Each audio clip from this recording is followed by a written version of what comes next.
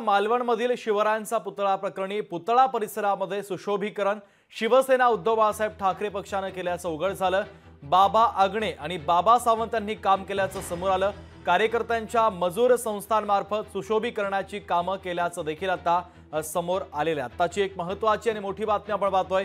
या प्रकरणामध्ये एक महत्त्वाची अपडेट आता समोर आली। पुतळा परिसरातील सुशोभीकरण शिवसेना उद्धव बाळासाहेब ठाकरे पक्षाने केल्याचं उघड झालंय। बाबा आगणे आणि बाबा सावंत यांनी काम केल्याचं समोर आलेलं आहे। तर कार्यकर्त्याच्या मजूर संस्थांमार्फत सुशोभीकरणाची कामं वैभव नाईकांचे कार्यकर्ते बाबा आगणे आणि बाबा सावंत यांनी केल्याचं समोर आलेलं आहे। आताची महत्त्वाची आणि मोठी बातमी आपण पाहतोय।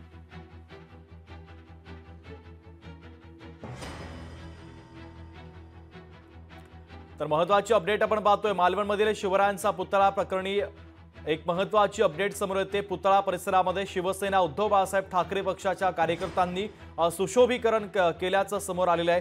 चेतन ननावर आपले प्रतिनिधी आपल्याला बातमीच्या संदर्भातले अधिकची अपडेट देतात। चेतन, निश्चितच शुभम, एकंदरीत जी संस्था आहे बजरंग मजूर सहकारी संस्था ही बाबा आगणे आणि बाबा सावंत हे दोघेही कार्यकर्ते आहेत। हे उबाटा शिवसेना उबाटा गट जो आहे त्याचे आमदार आहेत वैभव नाईक यांचे कार्यकर्ते असल्याची माहिती आता समोर येत आहे। आणि यांचे या दोन्ही कार्यकर्त्यांचे वैभव नाईक यांच्या सोबतचे फोटोही आता सोशल मीडियावर व्हायरल झालेले आहेत। त्यामुळे एकंदरीतच या सुशोभीच्या कारणामध्ये स्वतः एकंदरीत आपण पाहिलं तर वैभव नाईक यांचा अप्रत्यक्षपणे आता सहभाग दिसून येत आहे।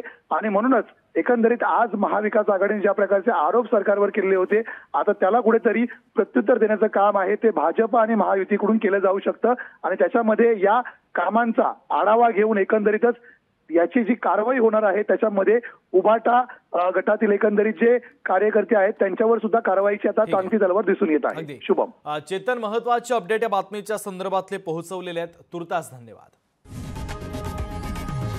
लोकशाही मराठी ऐका, पहा, जागरूक रहा।